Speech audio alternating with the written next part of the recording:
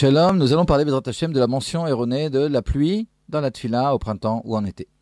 On sait que des Moussaf du premier jour de Pessah, on mentionne Morid Atal, celui qui fait tomber la rosée, plutôt que Mashiv Arwach ou Morid Ageshem, celui qui fait passer le vent et tomber la pluie.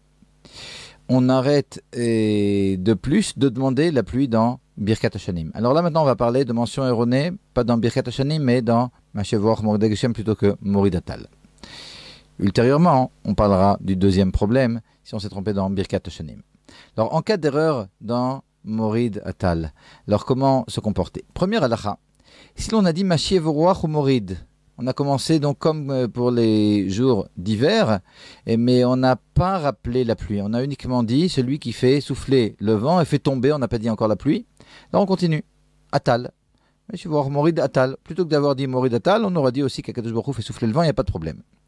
Mais si on a déjà dit Mashiv Arwach ou Morid Ageshem, celui qui fait souffler le vent et fait tomber la pluie, dans la mesure où la pluie est un signe de malédiction au printemps ou en été, enfin c'est ce que nous disent nos sages, alors dans ce cas-là, même si on rectifiait immédiatement Morid Atal, on devrait quand même revenir au début de la bénédiction. En général, on sait que quand on se trompe dans une bénédiction puis qu'on rectifie immédiatement, il n'y a pas de problème. Quelqu'un, sur un morceau de chocolat, aurait dit « Boré Peria Etz » par exemple. Et tout de suite, il se rectifie, puis il dit « Chakal Yamidvaro ». Il n'y a pas de problème. Mais ici, si on a dit « Mashivoar Morid Ageshem Morid Atal », vu qu'on a mentionné la pluie, on reviendra d'après beaucoup de décisionnaires depuis le début de la bénédiction, depuis Atagibor. On continue, troisième halakha. Si maintenant on s'aperçoit, on a encore avancé. On a dit Mashivoar Morid Ageshem, on ne s'est pas aperçu.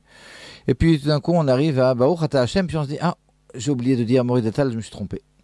Alors, tant qu'on n'a pas fini la bénédiction, on a dit uniquement Baruch Ata Hashem, d'après le Mishnah Brura, le Rav Ovadia Yosef, et d'après aussi le Loar Kolel Chabad, dans ce cas-là, on dit la Medenir Hukecha, et on revient à Atagibor. Mais si on a dépassé ça, quelqu'un aurait dit plus que Baruch Ata Hashem, Mechayametim, et Bichlal, on devra revenir au début du Shemona Esrei, au début de la Hamida. De toute façon, lorsque l'on revient au début de la Hamida, tant qu'on n'a pas fini la Hamida, on ne reprend pas depuis Hashem Sefatai Tiftar, mais uniquement depuis le début de la première bénédiction.